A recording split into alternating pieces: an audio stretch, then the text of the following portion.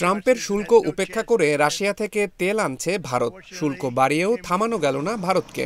যুক্তরাষ্ট্রের শাস্তিমূলক শুল্ক উপেক্ষা করে রাশিয়া থেকে তেল আমদানি আরও বাড়াতে যাচ্ছে ভারত। সেপ্টেম্বরে ভারতের তেল পরিশোধনাকারী কোম্পানিগুলো রাশিয়া থেকে দৈনিক আরও 1.5 থেকে 3 লাখ ব্যারেল তেল আমদানি করতে পারে। অর্থাৎ তেল আমদানিতে 10 থেকে 20% পর্যন্ত বৃদ্ধির সম্ভাবনা রয়েছে।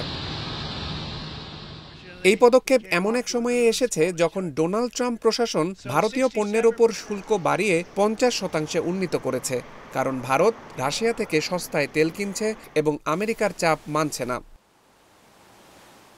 2022 সালে ইউক্রেন যুদ্ধ শুরু হওয়ার পর পশ্চিমাদের নিষেধাজ্ঞার কারণে রাশিয়ার তেল বিক্রি কমে যায়।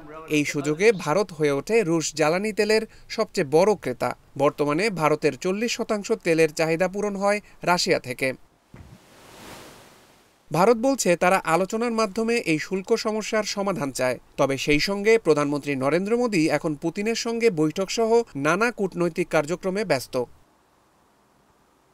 মার্কিন প্রশাসন অভিযোগ করছে ভারত সস্তায় তেল কিনে মুনাফা করছে, আর ভারত পাল্টা বলছে পশ্চিমারা নিজেরাই এখনো রাশিয়া থেকে পণ্য কিনছে।